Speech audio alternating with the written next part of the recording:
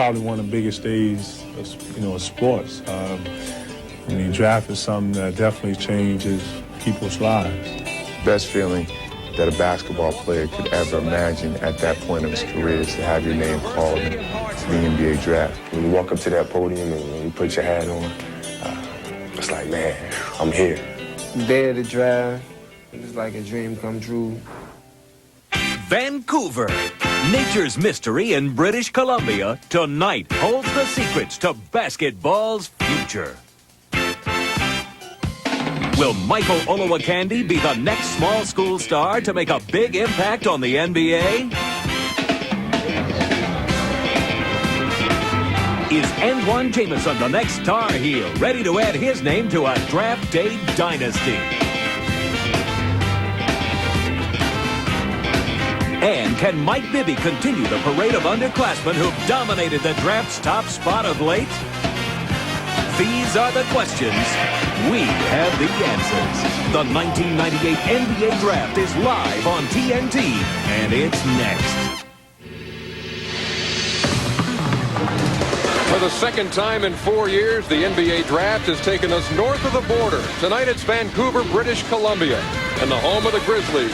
The 1998 NBA Draft took place on June 24th, 1998, and was held at General Motors Place in Vancouver, British Columbia, Canada. Countless others are gathered around TV sets back home, waiting to hear their names called. It is a night when hopes and dreams and butterflies abound. It's Draft Night 1998 here on TNT. Good evening, everybody. Welcome to Vancouver. I'm Ernie Johnson. 58 players will hear their names called tonight. One of them, maybe the first one, could be a guy who wasn't even recruited to play college basketball. That's one of the stories we'll be telling you as the night goes on. Huge night for these players, huge night for their families, for their schools, and for their Fun fact, before the Memphis Grizzlies were the Memphis Grizzlies, they were called the Vancouver Grizzlies, and they officially relocated to Memphis on July 3rd, 2001. 3 years from this draft and the rest would become history. Coached against these guys who have coached the players and have recruited them, know what it's like to face these guys. John Thompson of Georgetown and Rick Majerus of Utah. Guys, thank you very much for being here tonight, and pace yourselves. We're in for a long ride tonight. We also have correspondents all over the map in the United States, in Los Angeles, Denver, Houston, and Orlando. We'll begin in Los Angeles with Doc Rivers. Here in Los Angeles, where the Clippers have the first pick, and it looks like Olowokandi is the direction that they're going in. Still on draft day, it's the Lakers and trade talk that dominates the news here. Here in Denver, the Nuggets have the 3rd and the 23rd pick. What happens at number 3? Well, if Olowokandi and Bibby are both gone, look for Paul Pierce or Rafe LaFrance coming to the Nuggets. It's a Kansas connection here in Denver. Here in Houston, the Rockets, for the first time in franchise history, have 3 first-round picks. With number 14, 16, and 18, they hope to fill their need for youth, a power forward, and a shooting guard. Here in Orlando, trade talks with the Lakers are off. However, the Magic with picks 12, 13, and 15 are still considering trading one of those picks. We'll keep up with all of that tonight. Now, let's go back to Vancouver. And I'm Peter Vesey. And this is what my sources tell me. These are going to be the top 5 picks. It's going to be Olowokandi to the Clippers, Bibby to the Grizzlies, LaFrance to the Nuggets, Carter to the Raptors, and Jamison to the Warriors. So the big surprise is that Paul Pierce drops down to number 6, and nobody's going to be more surprised than Don Nelson, who loved Jamison. Back to Ernie. All right, thank you very much. Great to have Peter Vesey on loan from NBC. And rounding out our crew will be Craig Sager, who will be the 10th member of our unit tonight. Now, the larger issue facing the NBA on draft night is the ongoing process of hammering out a new collective bargaining agreement with the Players Association. The two sides talked again earlier this week, but little was accomplished. It's a stalemate, which has brought with it talk of a July 1st lockout by the NBA. The Knicks' Patrick Ewing is the president of the Players Association. Well, right now, there probably will be a lockout. We, really don't know. The way that it looks, it will be. We as players want to play. We want to give the fans what they want to see, which is us out there, on the basketball court competing. But we want, the owners want a bigger share of the pie, and we want our share of the pie. And we feel that there's a lot. The pie is big enough for everybody, but we're not going to give back, what we feel that we've earned. Patrick Ewing speaking at a book signing in Manhattan this week. Craig Sager is standing by with NBA Deputy Commissioner Russ Granick. Craig? Well, Russ, Patrick Ewing says they do not want to give anything back. Presumably they're talking about the Larry Bird exception that allows a team, no matter how much they want to pay one of their own free agents, to go over the salary cap. Why is that important to have that altered? Well, I can understand that Patrick doesn't want to make any changes because the agreement has worked very, very well for the players. It hasn't worked well for the owners in large measure because of the Larry Bird exception to the salary cap, which is totally open-ended. So that we've been in a system where the owners really have no knowledge in advance of how much they're going to have to pay in total salaries, and that's what we have to try and correct in the new deal. We're talking about a possible lockout on July 1st. You had a talk on Monday, but it broke off in less than an hour. Are you prepared to announce a lockout tonight? No, we have a conference call with all of the NBA owners on Monday afternoon, and we'll make an announcement after that point. But looking at it right now, I don't think that there's really much choice, absent some miracle.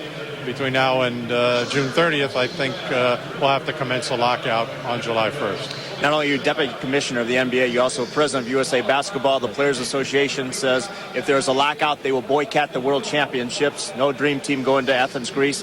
What does this mean for USA Basketball? Well, it's really been very unfortunate for USA Basketball, and in fact, the team has already been replaced. They haven't named the players yet, but they've told the 12 NBA players that have been selected that they're no longer on the team. I don't know why the players chose to take this position. I think they must have some very serious misunderstandings about the relationship between USA Basketball and the NBA. And I think it's really unfortunate for the standing of NBA players in the international basketball community. It's likely to have some impact perhaps on participation in the Olympics down the road, and it's really unfortunate for the people who've organized the World Championship in Greece. Well, good luck. Let's go back to the bargaining table and turn those concession talks into compromise, and let's not deter from this night for these kids here. Let's go back to Ernie. Well said. Thank you very much, Craig Sager. So that word lockout again in the forefront here as we get ready for the 1998 NBA draft from Vancouver, British Columbia. Some weighty issues on the mind of Commissioner David Stern, but of immediate concern to him, the draft. And here is the commissioner.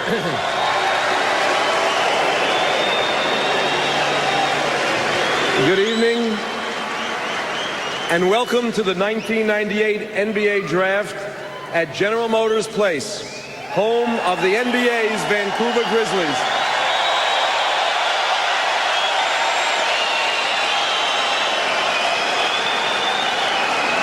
To our many, many fans gathered here today, thank you for your strong turnout and your very enthusiastic reception.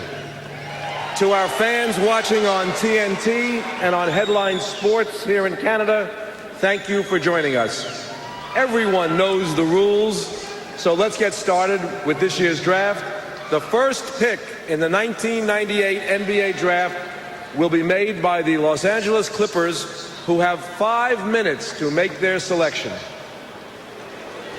5 minutes between picks in the first round. We are underway here in Vancouver in the 1998 NBA Draft. For the game's biggest names, it all starts on this night.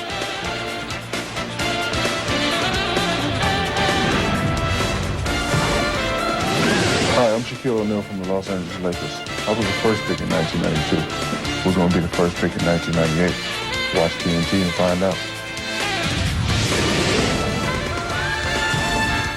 I did a great deal of research on the automobile. I looked at the Honda Civic, Ford Probe. I always came back to Hyundai. Right now, an Elantra is just $9,499. Plus factory options like air conditioning, alloy wheels, and moonroof are just half price. I love the design of the Elantra. It's sleek, classy, car of the 90s. I got everything I wanted with this car. It impressed me completely. Take a test drive and experience it yourself. Get in the car and drive.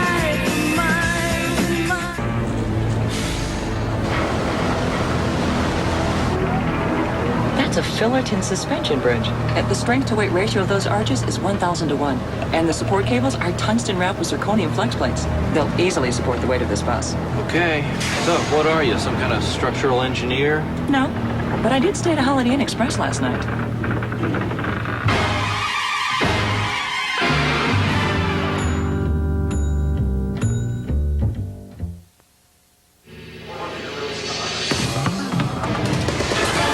welcome you back to the NBA Draft. A good look at GM Place, the home of the Vancouver Grizzlies in the 1998 NBA Draft. Thanks for being with us tonight. Ernie Johnson back at you. Let's talk to our panel here as we get ready for this night. And you've been in a few war rooms, UB Brown. What's going on in there tonight? Well, I think you have to look at it this way. Some teams will fill a specific need. Others will pick the best available talent and not worry about duplication. Then you also have teams who will make a choice this evening on a prearranged trade with another club. Now, they might announce it tonight, or they might hold off and come at you at a later date. Because we have so many free agents, Ernie, that could possibly be signed by the beginning of next season, we also know then that the needs of teams can change. Guys, there's not a Tim Duncan out there, a guy who's going to change a franchise's fortune around immediately. But what's your take on the level of talent we're seeing here, John? Well, I think the level of talent is absolutely good. But in the same token, I think you've got to look for it in the future more so than you look for it presently. Years ago, you had a lot of guys who were much older being drafted. Those people came out of school, made an immediate impact. Some of these guys will make an immediate impact, but you better start looking further and further the younger the players get. Who jumps out at you tonight, Rick Majerus? Well, certainly the big five that Vesey alluded to earlier, but then Pierce going to 6 is quite amazing. I think this draft has a unique combination of skilled players like Bryce Durer, who can really shoot it, maybe a Hornacek or a Kerr on the come, and then, of course, you've got great athletes like Bonsai Wells. Those are two guys that people haven't mentioned a great deal. A lot of stories to be told here on draft night here in the NBA. The LA Clippers have the first pick. They are on the clock right now with 1:41 to go. Let's check in with Doc Rivers, who's in Los Angeles. Always a great thing when you win the lottery. You got the #1 pick. But it presents some problems, does it not, Doc?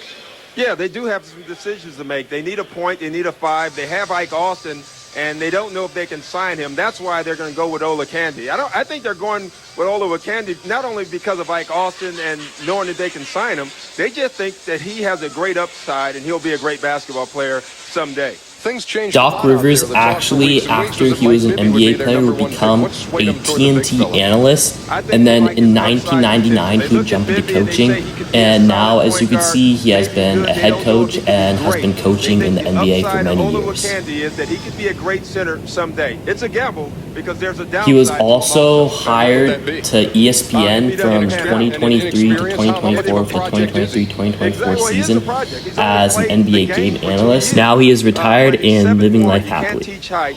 Worst case scenario, you have a guy who is 7'1" with a 7'8" wingspan and a guy who can run the floor. That's not a bad problem. Now let us see what the LA Clippers have decided to do as we go to Commissioner David Stern as the Clippers are ready with the first pick in the 98 draft.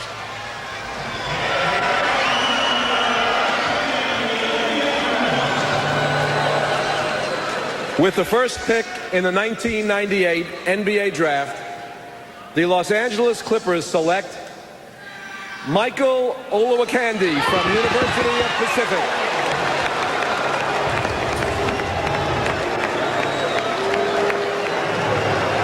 Michael Olowokandi, you talk about the inexperience factor, you talk about where this kid came out of nowhere. Here's his situation. The son of a Nigerian diplomat living in London. With the first pick in the 1998 NBA Draft, the Los Angeles Clippers selected Michael Olowokandi out of the University of Pacific. Looks at the letter P, University of Pacific. I'll call them. He calls, an assistant coach answers, and he said, "I'd like to play basketball. I'm 7 feet tall." Coach says, "We don't have any scholarships." He said, "Not a problem. I'll pay my own way." He comes over, and the coach figures, he said, "Well, you know, if he's 7 feet tall and he can't play, it's all right. We got a 7-foot student on campus. If he can play, we got a big thing going on here. It's happened for Michael Olowokandi, the Candy Man, as they call him. What a story, Hubie. The fact that he's such a great athlete. You know, they say that in Great Britain. It's just crazy how unexpected the draft can be and how these picks can change the history of the league and of sports, of this particular sport this draft is in, forever, and how crazy that the selections coming up to draft day can be and the influences that happen to have these picks be the picks that they are.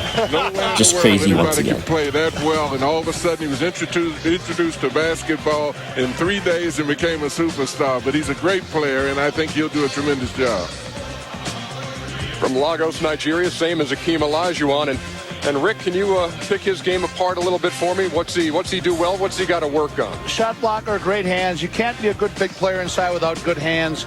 He has a nice post presence. He establishes himself low and catches balls that are passed out of his area. One bad habit, he has a tendency to put the ball on the deck when he catches, but he doesn't put the ball on the floor when he rebounds. He puts it right back up. And I think the most important thing is that this guy can, in fact, as Rick said, block shots, and he can rebound. And those are things that are very difficult to find, particularly when you're looking at a guard or forward. We have what we call the inside look here. Coach, take us through his game. Well, in looking at him, you'll find out the fact that we had an opportunity to play against him, and he destroyed us with blocking shots and rebounding. But if you look at this tape, you'll see the fact how versatile he is. I mean, these are putbacks. Putback is a simple shot, but it's very hard to get. And I think he's improved himself tremendously, particularly with a lot of his turnaround shots, his fighting for position in the post. You've got to be stronger. This kid has picked up an awful lot of weight since I saw him last. So it shows that he's lifting, he's working on his game, he's doing a lot of things, and that's the upside that everybody's talking about. Yeah, they say he is very strong. In fact, when he worked out for the Denver Nuggets, they say that he dunked a medicine ball 25 times, breaking the old Denver mark of 22. That's another one of those stories, Ernie. Okay. Hey, I threw it out there, and we'll see if it floats. Let's go to Craig Sager with the number 1 pick. Well, Michael, EJ obviously has traced your path to Pacific. John Thompson doesn't believe he can just show up on campus and be a superstar. Coach Thompson's right. I'll check your stats. You only averaged 4 points that first year. What was the big realization about this game of basketball for you? It was much more difficult than I thought it was going to be. Growing up in England, I thought if you could run and jump and dunk the ball, that's what you needed to be a basketball player. But coming here, learning the game from scratch, learning fundamentals of the game, getting a better feel for the game, playing at a very high level, that took a while. It took the best part of a whole season. And after that, after my physical capabilities kind of took over from there.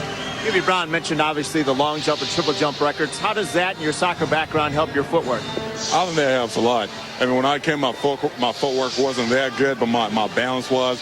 And I just had to learn my footwork in the basketball context. But like I said before, the biggest part of my game was getting more of an experience for the game, getting better feel for the game. And after that happened, things were kind of smooth from there on. Congratulations. Now we'll see if LA is big enough for the Shack and also for the Candyman. Ernie? Try to slide them both in there out in Los Angeles. Let's go out there to Doc Rivers, who's with Elgin Baylor, the Clippers GM. Take it away, guys. Hey, guys, here I got Elgin Baylor here. And Elgin, tell me, how tough was this decision for you? Doc was a very, tough decision. You look at Bibby, I think Bibby's going to be a very fine, point guard in this league. He's going to be a good point guard. But when you look at Olowokandi, with the name, and you look at the guy's size, his athletic ability, you're looking at him, you see a good small man against a good big guy. And you look at his upside. I think the guy is a very good athlete. He has his size. He has the discipline, his mental toughness, he's coachable, self-disciplined, hard worker, and he's improved each time you've looked at him. His workouts were solid, and watching him during the season, he's got better and better and better. And I just think his upside is as good as anybody in the league, and probably better than anybody in the league. Okay, back to you guys.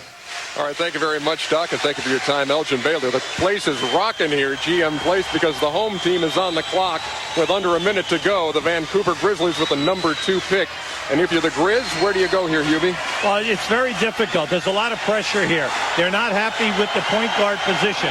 Last year, Antonio Daniels, the 4th pick in the draft, did not pan out. At the end of the year, they're playing Bobby Hurley and Lee Mayberry. Now, if you take Bibby, you have 4 point guards, Ernie. And what does that say, too, about the future, then, of Antonio? Now, the Vancouver Grizzlies at this time had the 2nd pick in the draft, in which they were hosting the draft this year.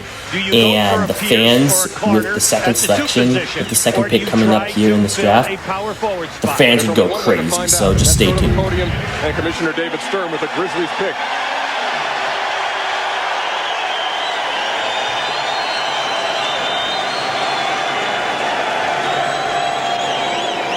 Where's Grizz? With the 2nd pick in the 1998 NBA draft, the Vancouver Grizzlies select Mike Bibby from the University of Arizona.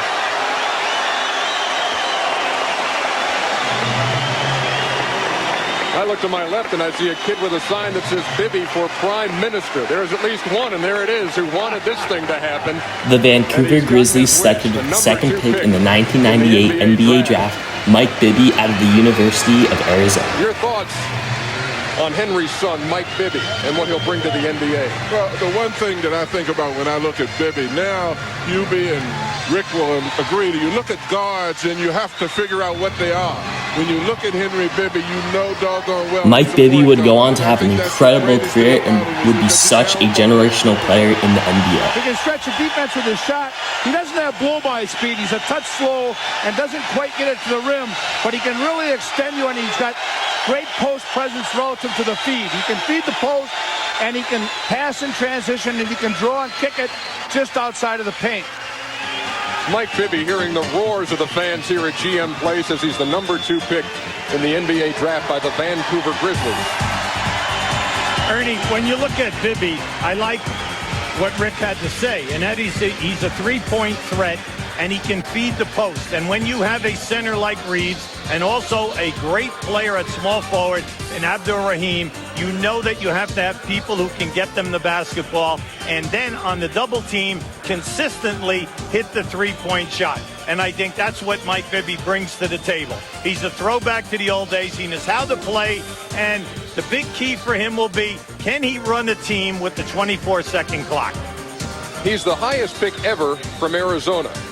Previously, it was Sean Elliott, pick #3 in 1989 by San Antonio. See, the son of Henry Bibby, the former NBA player. Their story has been well chronicled, a relationship that broke down years ago and has not been repaired. Mike Bibby is standing by with Greg Sager.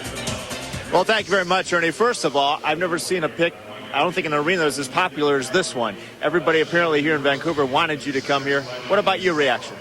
You know, I'm happy to be a #2 pick. You know, it's been a dream of mine for a long time, and I mean, I'm just relieved it's over now. It's finally drafted. I have your best friend and your mom here also. What about you? We always say that he always says things to make you laugh and keep you loose. What has this experience been like for you last night and today, and what did he say to you? Oh, I couldn't wait to get to this point.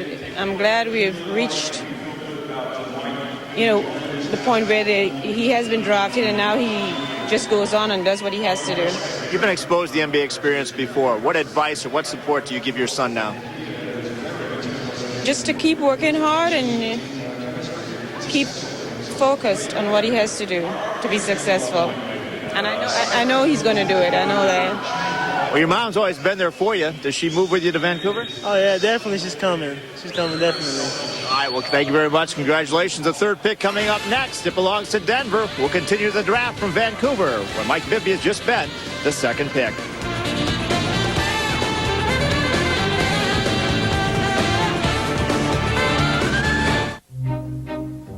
Look, they make olive oil. Take a picture here. Okay, all right. Buongiorno. Oh, hi. How are you? Is this your business? Yes. Oh, we have our own business too. Yes, we have 3 stores in Ohio. Ohio? We sell in Ohio. In California, and Canada, and Argentina, and Australia, and Mexico. They're on the internet. How can they afford it?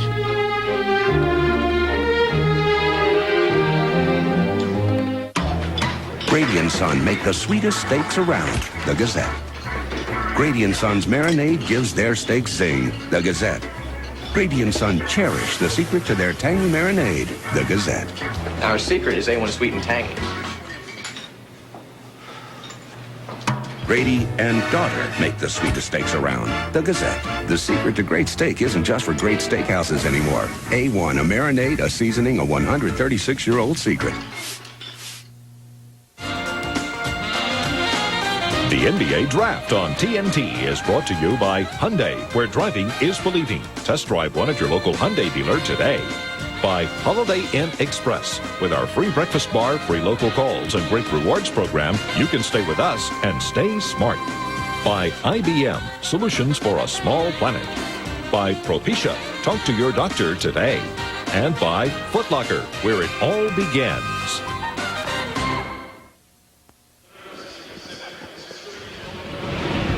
And welcome back. Okay, you're a fly on the wall in the Denver War Room as they have the #3 pick here in the first round of the '98 NBA Draft. Denver Nuggets, a team that struggled, obviously, this past season, flirting with the record of the 76ers, who won only 9 games in 72-73, but a late season rally got them through that. Take a look at the state of the franchise The Denver Nuggets was kind of downhill. Third worst record in NBA history with only 11 wins. They have 7 free agents, and the question, who is going to be the coach? Well, that's a major question, all right? And right now, the longer that it keeps going up, Dan Issel might take on both jobs, being the coach and also the general manager. But when you're looking at their pick here, LaFonso Ellis and Johnny Newman are free agents, and then you have the health factor with Stith at the 2 guard. But it's a team that needs rebounding. So they could go for someone at the power forward position and a guy that can also score, because they were not happy with that position last year. The Denver Nuggets are up, and we go to the podium and Commissioner David Stern. With the 3rd pick in the 1998 NBA draft, the Denver Nuggets select Rafe LaFrentz from the University of Kansas. You need a power forward, you take a power forward. Rock Chalk Jayhawk. Rafe LaFrentz goes number 3 here in the first round. What kind of a pro will he be, guys? I like him to Adam Keith. I think he's going to give you everything he's got every night. He's going to run the floor with determination. With the 3rd pick in the 1998 NBA draft, the Denver Nuggets selected Ralph LaFrentz out of the University of Kansas. It was a glaring deficiency, but conversely, there's no dominant strength to his game. There's nothing that jumps out at you. He's got to develop into, I think, a rebounder extraordinaire. The other thing is that opportunity is there. He has an opportunity to develop because he's going to a team that needs his help. As Ubi indicated, he's a big body, he's big size. They picked exactly what Ubi said. And I think he's going to get an opportunity to play, and that's going to be so important for these young players. Big guy with a big smile, 6'11", 235 pounds. Ernie, they need a guy who can post up. We know that he can post up. He's left-handed. He can score. We also know that he can hit the jump shot facing, and he's a high-percentage foul shooter. So what you're getting is an offensive threat here. And when you put together a team, you must have, and especially a young team, someone who can post up for you and command, hopefully, double coverage. And that opens up and it makes the game easier for everyone else. He was the Big 12 Conference Player of the Year, averaged just under 20 points a game, better than 11 rebounds, which was number 4 in the nation. Rafe LaFrentz, the 1998 Big 12 Conference Player of the Year. You see the stats on him there. And his big moment of the season really came at Allen Fieldhouse on February 23rd, senior night at KU, and words spoken right from the heart by Rafe LaFrentz.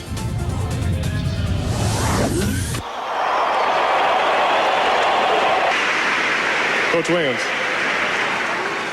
I've thought and I've thought and I've thought, and I don't know what the appropriate words would be to express my feelings towards you. What you've done for me over the past 4 years, it means the world to me. And I just thank you. I thank you for allowing my dreams to come true. Mom and Dad, you mean the world to me. I love you from the bottom of my heart, and I hope I make you proud.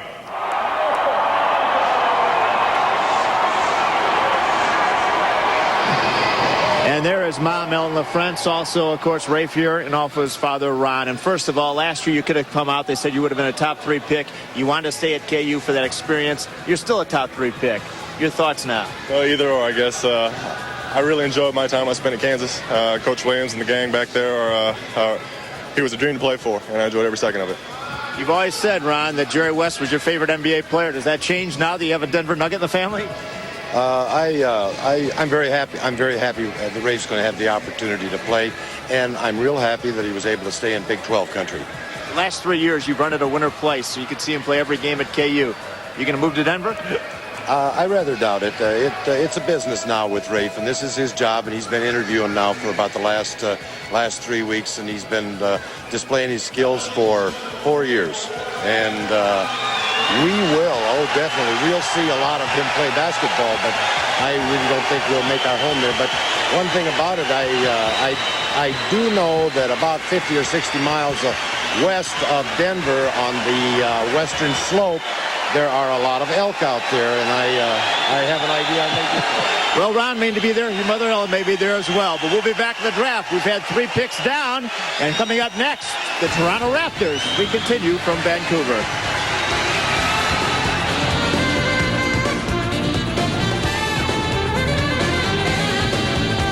Are those my sneakers? Yeah, I borrowed them.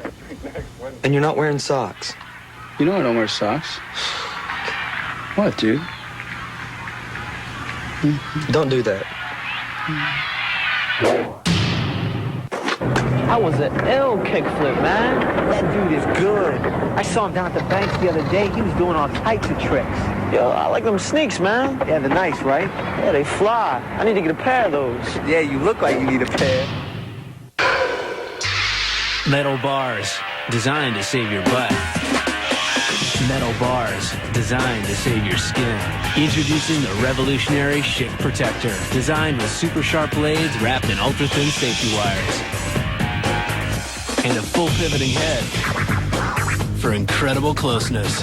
There's no safer shave in the world. Hey, safe feels better. Schick Protector, the feel of smart design.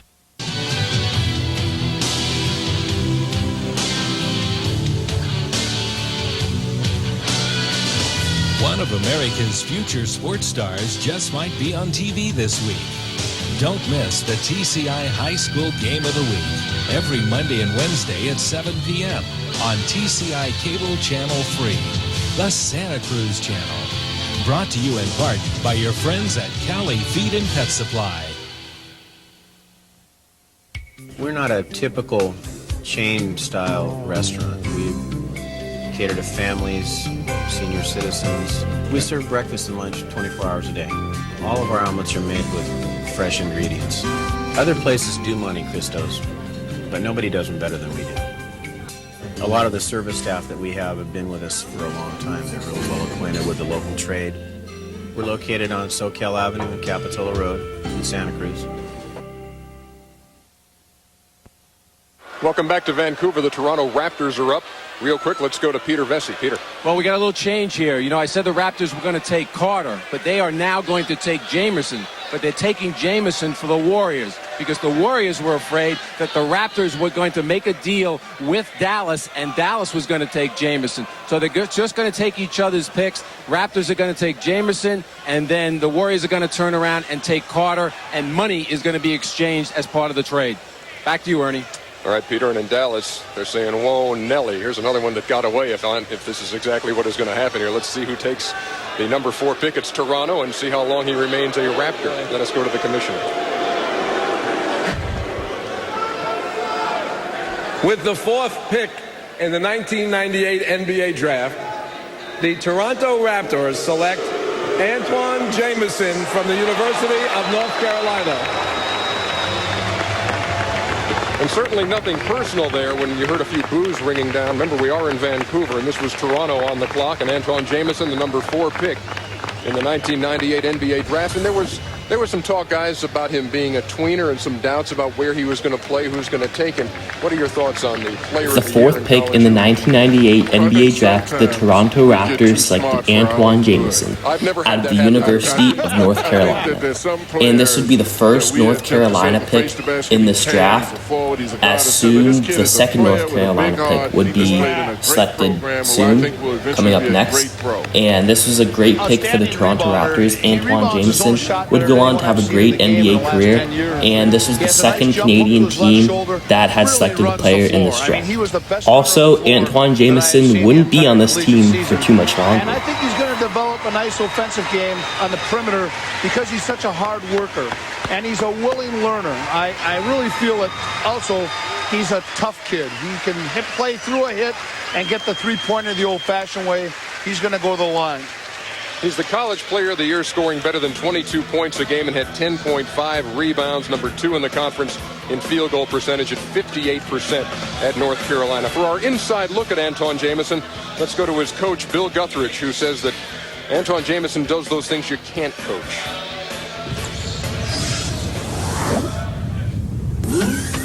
Antawn has that ability to get up a second time that is it's probably non-teachable. It's just an instinct that he has. His quick release of his shot around the basket is a natural instinct, and just his determination and his ability to be in the right place at the right time. He's, I think, going to be a very good pro. I think his quickness, his determination, his overall natural ability is a can't-miss pro. So Antawn Jamison, ACC Player of the Year, College Player of the Year, and you see the numbers he put up at 22 points and 10.5 rebounds a game. First AP All-American or first AP College Player of the Year for North Carolina since Michael Jordan, the only Heels to win that award. Your thoughts on his game and where he's going to fit in, Hubie? Oh, I like his game because I like his attitude, like John and Rick brought out. You know, you're talking about a great talent here. He can score, he can rebound, and he feels that he can play small forward. Now, when you look at Toronto, say he stays in Toronto, you have Wallace and McGrady at small forward. Now, at big forward, you have Camby and Thomas, and you have Kevin Willis and Sharon Wright at the center position. So let's just say they move him to Golden State. Now, Golden State has a problem because they have Clarence Witherspoon, Jason Caffey, and Jimmy Jackson, all free agents. So let's say they don't sign any of those guys. Jamison is a perfect fit for them because you can play Donyell Marshall, who had a great year for them, at either or, and then you would have Jamison. So what you're trying to do here is to protect yourself if he goes to Golden State against not re-signing some of your key free agents. Now, as far as Golden State goes, that's another one of the stories there obviously is the Latrell Sprewell situation. What are you going to do right there if you're the state of the franchise in Golden State? Where are you going right now? Well, I think that what you have to do is you must wait until after the trial situation that Sprewell is under for the automobile accident. Then you will look to possibly move him in a trade. You see Golden State's facts and figures. They're the worst scoring team in the NBA. As you mentioned, Hubie, Jason Caffey, Jim Jackson, Clarence Weatherspoon, all free agents, and certainly Latrell Sprewell's situation. Where will he wind up? Where will they be able to deal him? What might they be able to get for him? Those are all burning questions in Golden State, a team that went 19-63 in the Pacific Division last year. They are on the clock with a shade under 2 minutes to go. The talk from Peter Vesey was that Vince Carter would be the pick here to be winding up in Toronto. How about Vince Carter, Antawn Jamison's teammate? I think Carter's the best athlete in the draft. I saw him work out Monday here with the Grizzlies. Incredible athletic ability. Any attribute you want to ascribe to any player in the NBA, this guy has, including now, he's not Jordan-esque, but he is like Jordan in bounce, hands. He can catch absolutely anything. He can make plays. And he's got a real nice stroke. He doesn't have foot organization and shot discipline yet, but when he gets that, this kid's going to be like a Shandon Anderson on the low block, and perimeter-wise, he's going to have a middle game about close to Jordan's. I think this guy's got an unbelievable upside, maybe the biggest upside in the draft, Carter. He reminds me a lot of a guy that played in our area at the University of Maryland, was drafted by the Celtics, Len Bias. I watched Len's career develop from just a leaper to a better shooter, a better player, and then an outstanding player. And I look at Carter that way. I think with his work ethic and watching his game develop, he's so athletic that I think that he's got to be a tremendous threat at being a great player. Hubie, part of the drama of draft night is being in that war room and knowing what you're going to do and having the conviction to do it. Now, if you're Don Nelson right now and you kind of were drooling over Antawn Jamison, how you feeling now? Yeah, no, well, there's always disappointment, okay, Ernie? The main thing is that you are always picking two players because if that one's gone, you can go to the next. Let's go to Commissioner David Stern. With the 5th pick in the 1998 NBA Draft, the Golden State Warriors select Vince Carter from the University of North Carolina. So for the third time, North Carolina has two players picked in the top 5 in the NBA draft. Antawn Jamison and Vince Carter going back-to-back here in round 1 with picks 4 With the 5th pick in the 1998 NBA draft, the Golden State Warriors selected Vince Carter out of the University of North Carolina. And this is the second consecutive North Carolina being drafted in this draft, in which Antawn Jamison and Vince Carter both played on the University of North Carolina together, and Vince Carter would also not be on the Golden State Warriors for too much longer, as a huge draft day trade would come up soon. Just stay tuned. All of these workouts is he is shocking people with his range. Now, he shot threes at a 40% clip, and yet no one talks about that during his career at North Carolina. And yet, what he is doing in some of these workouts, he's opening up the NBA eye because he's making the NBA three. No one discounts the fact that he can post up, and also he can take it off the dribble to the hole, and he's a great athlete. So you know there is going to be a position for him whichever team he lands at. And I think one thing that's extremely important is that he's redefining his position because he's improving constantly, and that's the thing that reminds me of Len Bias. You saw him grow. You saw him become a better outside player. You saw his athleticism combined with skills. I think he's got a tremendous upside. Rick, he scored 21 against you guys in the NCAAs. Not to bring back bad memories or anything like that. Well, we beat him, so it was a good memory, but I'm going to tell you something. We fronted that guy, and we told our guys we had a finger touch rule. We said keep a body on him and absolutely never leave him because he is a threat to go to the offensive board at every opportunity. This guy, if you cut him off in the paint, he can spin off that dribble and complete the play better than anyone in the collegiate game last season. I think one nice thing about this draft so far, here's a characteristic of every player drafted. Each player drafted to date is almost unselfish to a fault. The friends, this kid, Jamison, Bibby, I think that speaks very well for the caliber of play coming in the league. Oh, they will change.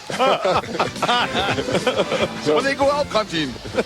Vince Carter, the pick. Now let's go down to Craig Sagan. Well, it's the sixth time the two Tar Heels have been taken. This is just so historic and iconic here, having both players who played on the University of North Carolina together, Antawn Jamison and Vince Carter, who both just got selected, both consecutively drafted out of the University of North Carolina, with Antawn Jamison being the 1998 National Player of the Year as seen here, and Vince Carter, who had an amazing career as well at the University of North Carolina, with both of these players being talked about here, and both of them being here with a huge draft day trade soon coming up, which will actually involve both of these players. As you see, Vince Carter here, the 1998 first-team All-ACC player, being a first-team All-ACC player, and both players just such great players. Both would have amazing NBA careers, and soon there'd be a huge draft day trade coming up, and it's just so crazy and huge here how both players are talking here, with the trade being cooked up in the midst of them having this talk here. So it's just crazy and huge what happens soon. I'm just better for sure to know exactly where I'm going to be at. Congratulations to both of you. Let's go back to Ernie Johnson. All right, Craig, Carolina teammates drafted 4 and 5 here in the first round. Up next, the Dallas Mavericks, and we'll be back to Vancouver with more of the NBA draft right after this.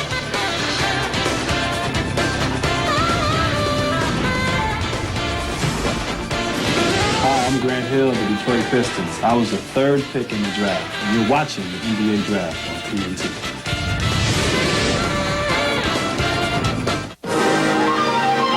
Recently, Miller Lite noticed ordering from the old label took too long. Light beer from Miller. So they changed the label to read Miller Lite. This saves time. Now, the more you order, the more extra time you'll have for other things. This couple decided to check and see what's behind the refrigerator. What will you do with your extra Miller time? One day, science will create a pill for men's hair loss. That day is today. Introducing Propecia, the first pill for men with certain types of hair loss. In clinical studies, the vast majority of men, 83%, maintained their hair count, and most, 66%, regrew some hair. You may need to take it daily for 3 months or more to see results.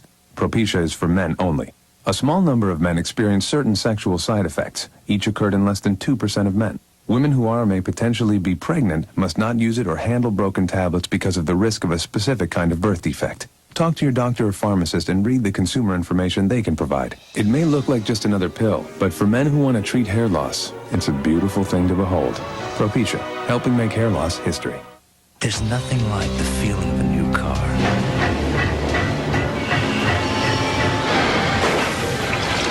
We bought it. Armor All Protectant. It shines, it protects. It's new car juice.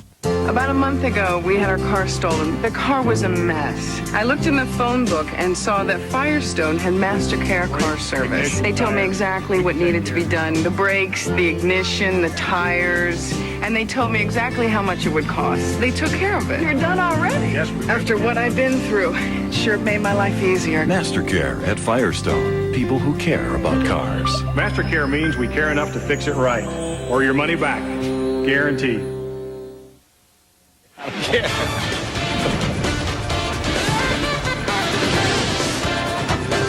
We welcome you back to Vancouver. Round one. Olowokandi, Mike Bibby, Rafe LaFrentz all going in the first round, followed by Antawn Jamison and his North Carolina teammate Vince Carter. All here in the first round of the NBA draft from GM Place. The Dallas Mavericks are up now. We go to the commissioner, David Stern. Here's the draft day trade right after the interview with both players. Toronto has traded the rights to Antawn Jamison to Golden State for the rights to Vince Carter plus cash consideration.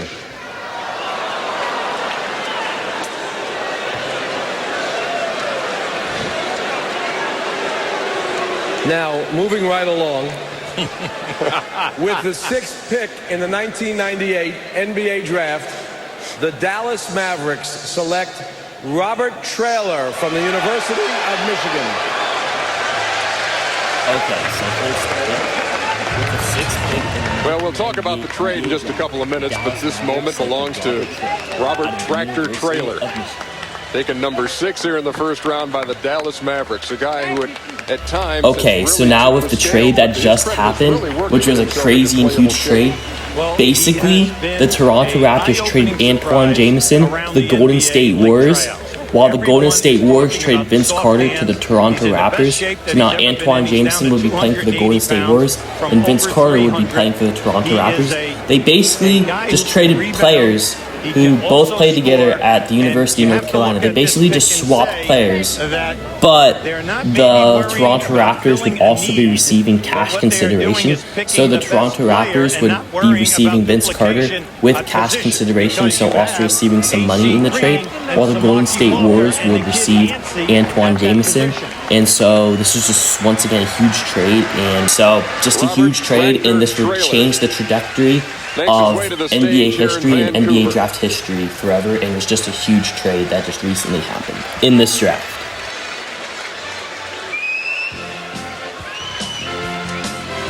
As Hubie noted, down to about 288 pounds at 6 foot 7 inches, a Michigan Wolverines center forward. This is a lot of man right here, John Thompson. Well, and I think he was, as Hubie indicated, smart enough not to have eaten himself out of the game.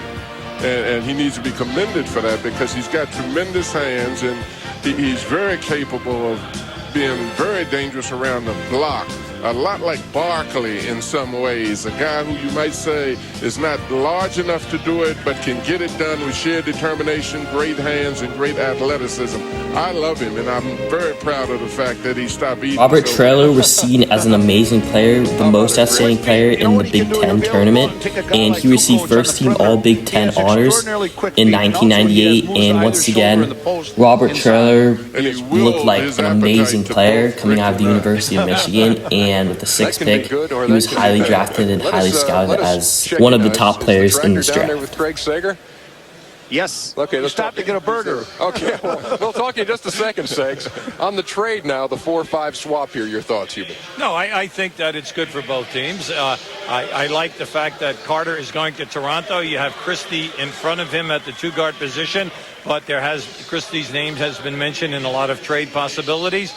His talent is great. I think the Jamison factor for Golden State is excellent. They need that type of a worker and that type of a guy who can get the job done in the front court, not only offensively, but board-wise, and then from a defensive area. So I think it's a great trade for both teams. Ceremonial swapping of the hats going on down there between Antawn Jamison and Vince Carter. And now we can go to the tractor with Craig Sager.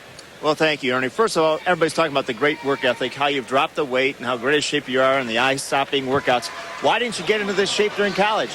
Well, in college, you look around and you say it's only a 30-game season, whereas playing in the NBA, it's 82 games, 90 if you include exhibition. I think just want to be a great player on the next level. I put in the dedication and hard work that it took. And the first hug went to your grandmother, who's always there, Jessie Mae Carter. You look marvelous, first of all. I mean, the whole family looked great there. What kind of shopping spree did you go on? Where'd you go? You guys look great. Well, my grandson said, Mom, go shopping for some new clothes. And I went out on 9 Mile. I just thank God. I just thank you, Jesus. I thank you, Jesus, first in my life, because he been a good boy.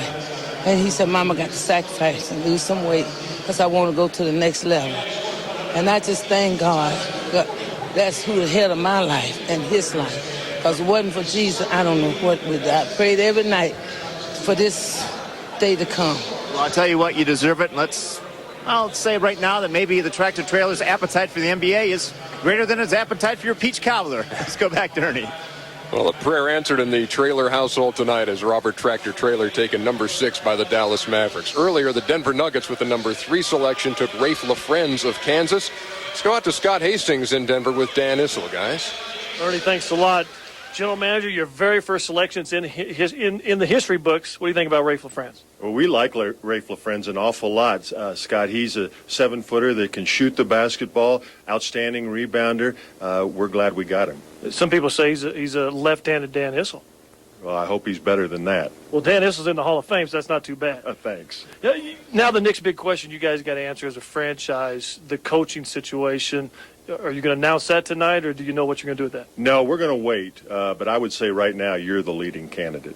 Well, I thought so, and as Ernie knows and as Hubie knows back there, that I will make myself available for that job. Dan, thanks a lot. Ernie, back to you. Scott, as if things hadn't gotten bad enough at that point. Atta-way, baby. Sacramento Kings are up next with under a minute to go before their selection here is number 7 in the first round. The Sacramento Kings, where do you go, Hubie? Well, this is tough because they must re-sign Corliss Williamson, who had a great year at small forward. Stewart, the unexpected non-drafted player, stepped in as a backup center. Had a great year for them at the University of California. He's a free agent. And also Billy Owens. Now, they can come in the backcourt because they can go with a 2-guard or a point guard. Definitely needing backcourt help if they sign all the guys up front. Sacramento's up, and we go to the Commissioner, David Stern. With the 7th pick in the 1998 NBA Draft, the Sacramento Kings select Jason Williams from the University of Florida.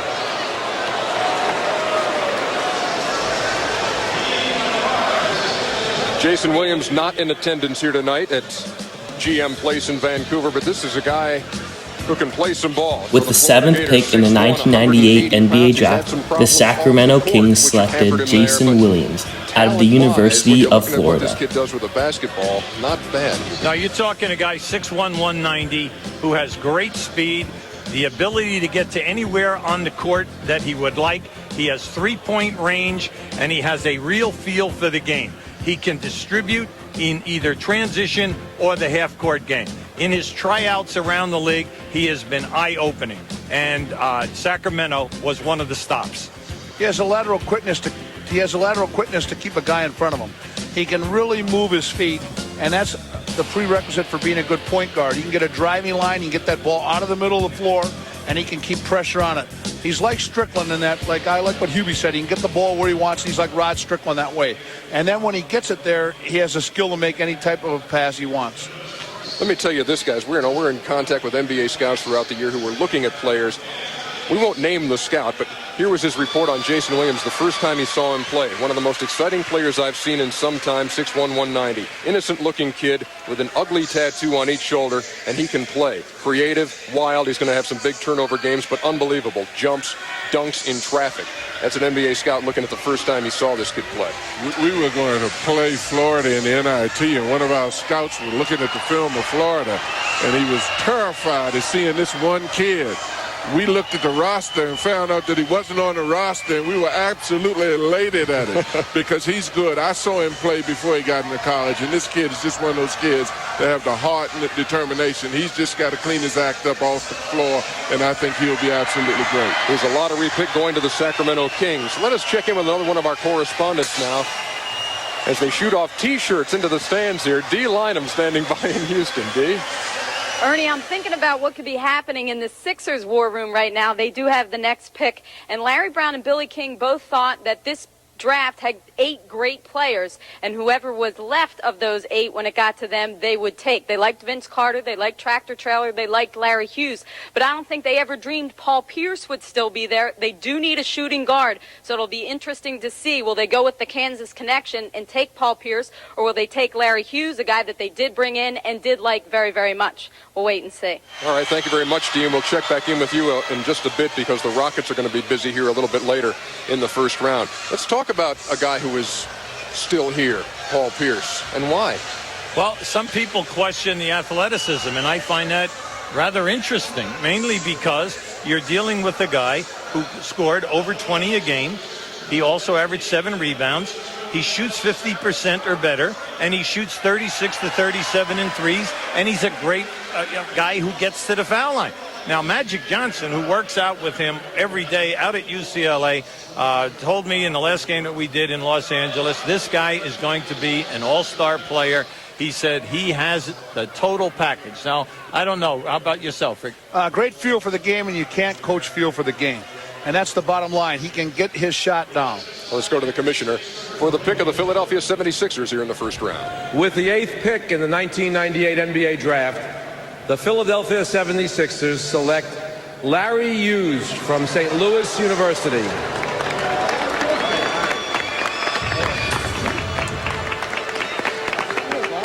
So Larry Hughes, all of 19 years old, won't be 20 until January. With the 8th pick in the 1998 NBA draft, the Philadelphia 76ers selected Larry Hughes out of St. Louis University. This guy's game, he's 6'5", legit. And he's going to be able to play 2 positions because everyone likes the way he handles the basketball. He averaged over 20 a game. He's the freshman of the year in Division I college basketball. He did score over 20 a game, but he's not a high percentage shooter at this time in his career. He only shot 41% from the field. But everyone is saying he can get to the point and get the shot off. And at the NBA, that's critical. Can you get the shot off with the clock going down? They say in the future, the shot will come. Here you got to look at Justin Hughes, who is Larry's brother. Justin, at a very young age, having to undergo a heart transplant. Able to be here tonight at the draft to see his big brother selected as a lottery pick by the Philadelphia 76ers. One of the reasons that, in fact, the reason that Larry Hughes stayed close to home, played at St. Louis to be near his brother Justin. And he enjoys the walk now to meet the commissioner as a first-round selection here in Vancouver. Talk to John Thompson now and Rick Majerus, and you only saw this guy for 1 year in college as a freshman. What are your thoughts? 1 year was enough. I think he's absolutely one of the best players in the draft when you start to talk about versatility. He reminds me of a smaller version of Penny Hardaway. He's one of those kind of people when you talk about the perimeter positions that you ask him, which position do you want to play? Because he has that kind of capability. How will he blend with your old point guard, Allen Iverson? Hear nothing, see nothing, and know nothing. I think they'll be great.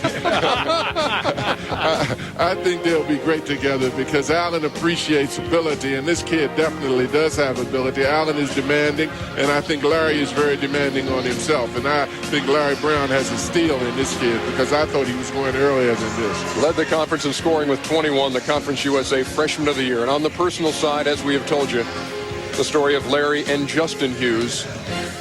Justin is little brother, 7 years younger, undergoing a heart transplant about 1.5 years ago, and able to be here tonight with Larry as he is drafted. He's in that hat, too. Let's go now to Craig Sager. Well, a little bit of adjustment here for Justin. First, let's talk to Larry. You always vowed not to forget where you've been or the struggles your family has been through. What does this moment mean for you and your entire family? This is a dream come true. For me to be able to take care of my family, for them to be there with me at all times, it's great for me. Justin, you went through a very critical operation. The night of the operation, you told your brother to go play his basketball game. Why? Because I had faith in the Lord, and I knew he was going to go play. I wanted him to go play and have fun and not worry about me at the hospital. Well, he went out and scored 31 points. When you woke up, saw him in the hospital. Did you ever worry that you wouldn't make it through the operation? You wouldn't see him again? No, because I knew I had faith in the Lord, and I knew I would see him again. Congratulations. I'm glad you're doing well. And also now your mother's going to move to Philadelphia? Oh, yeah, we're bringing everybody up. Need that good support group in Philadelphia so I can go in there and do my best. It's a great story of this draft or any draft. And now, Larry, Justin, the two great brothers go to the city of brotherly love, Philadelphia. Let's go back to Ernie. All right, thank you, Craig. Back with more of the draft in a little while. We'll leave here with a lot of images, but that one will certainly stick out. The Hughes family, what a night.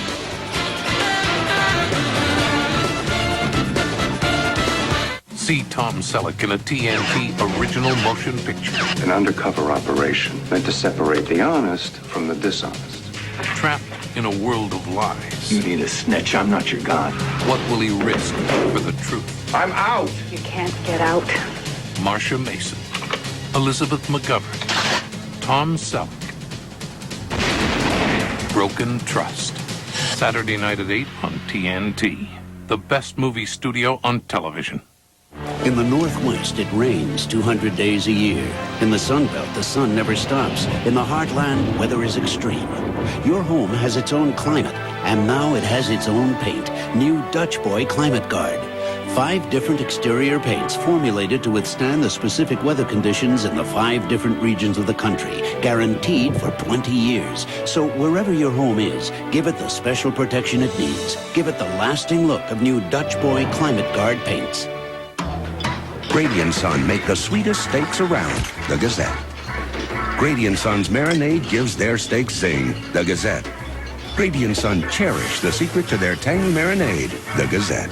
Our secret is A1 sweet and tangy. Grady and daughter make the sweetest steaks around, the Gazette. The secret to great steak isn't just for great steakhouses anymore. A1, a marinade, a seasoning, a 136-year-old secret. Once upon a time, there was a printer that thought it was a copier. It was fast, 32 pages a minute. This printer collated, sorted, and stapled like a copier. Even had a name worthy of a copier. And starting at just $2,900, it made all the other printers very, very sad. That's the story of the Xerox DocuPrint N32, the printer that thinks it's a copier. For your local reseller, call 1-800-34-XEROX.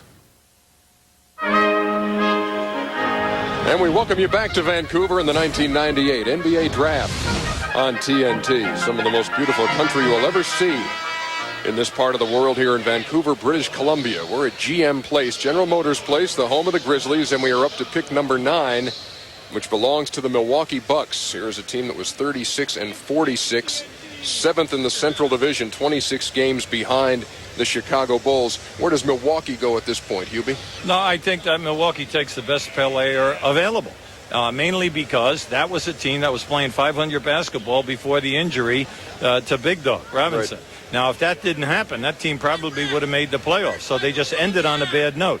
But they have an excellent starting 5. And let's go to the commissioner.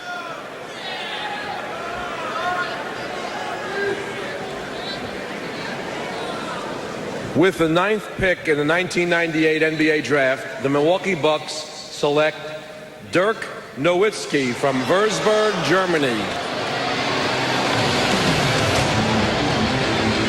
Dirk Nowitzki. With the 9th pick in the 1998 NBA Draft, the Milwaukee Bucks selected Dirk Nowitzki out of Würzburg, Germany. And Dirk Nowitzki was a highly touted player, one of the best players, and the best player coming out of Germany at this time. And Dirk Nowitzki, as we know, would go on to become an iconic player in the NBA and would go on to have an incredible career. Though Dirk Nowitzki would actually play for a different team as a draft day trade would come up soon. This guy is a Porsche. He said that Shrimp is a Volkswagen compared to him. Now, I don't know if that's true, but I'll tell you what. He has a great feel for the game in terms of his passing skills, and he's able to make any one of 3 great variety of passes that point guards can make. So you could run some point forward with him. And the personal side now of Dirk Nowitzki, he's from Würzburg, Germany in Bavaria. And you know who else came from Würzburg? I challenge you guys. It would be the physicist Wilhelm Röntgen, who discovered X-rays in 1895 and got the Nobel Prize for that. I thought you were going to say some guy who made a bratwurst or something. No, judging from the beard, I think he had something to do also with cough drops. I'm not knowing. But Dirk Nowitzki is the pick of the Milwaukee Bucks. The influence of the foreign players, the international players, had a tremendous impact in the NBA over the years, and you see more foreign players are being drafted into the NBA and into NBA drafts. And as this 1998 NFL draft was going on, more international players would be drafted in this draft, and even more international players would be drafted in drafts. So on from the 1998 NFL draft, and before that, players were being drafted, and after players were being drafted more internationally, and the NBA was truly trying to expand more internationally to expand their influence and to expand their audience even further, and to allow more players to be able to play in the NBA. People are trying to get out, and this is the best way. A lot of opportunity for a lot of foreign players, and you can see the influx of foreign players not only in the NBA but in all the professional sports. And I mean, what is the thing when you're a player in this league? What do you see? Is there a trait from the international players that you say, this guy needs this if he's going to play in this league? What's the most common thing you see, Doc? Well, the most common thing is most of them are awful defensively, and I call that the ESPN TNT reason, because all they see is highlights, and they see the fancy passes, the behind-the-pack passes, dunks. They don't see good defense on highlights, and so all the guys from Europe have all the flashy plays. Doc, we will keep in touch with you as the night goes on. Let us switch gears now, and let me check in with Peter Vesey real quickly. Boston's on the clock right now. Peter? Well, don't look for Nowitzki and Traylor to stay with their respective teams. Look for them to swap teams. Don Nelson wanted to take Nowitzki at number 6. His owner said no way. So I believe he's dropped back to Milwaukee and traded 6 for 9 and 19. So the trade won't be announced until after Milwaukee drafts for Dallas at number 19. All right, Peter, but isn't there some uncertainty here, Hubie, on what Nowitzki Milwaukee is Bucks would go on to use their 19th pick to go on select Pat Garrity out of Notre Dame, Well, right now he has options. out of the University of Notre Dame. But Pat Garrity would be involved in the draft day trade with Dirk Nowitzki to go to the Dallas Mavericks, while the Dallas Mavericks would go on to receive Dirk Nowitzki. So basically, the draft day trade that would happen later on is Dirk Nowitzki and Pat Garrity would be traded to the Dallas Mavericks, while Robert Traylor would go on to become a Milwaukee Buck. And this was a huge draft day trade that will change the landscape of NBA history forever and of the NBA draft as well. And this was once again such a huge trade. And now the pick coming up with the Boston Celtics would also be a huge selection, as a very famous player would be drafted here. With the 10th pick in the 1998 NBA draft, the Boston Celtics select Paul Pierce from the University of Kansas. Paul Pierce sitting in the green room back there. With the 10th pick in the 1998 NBA draft, the Boston Celtics went on to select Paul Pierce out of the University of Kansas.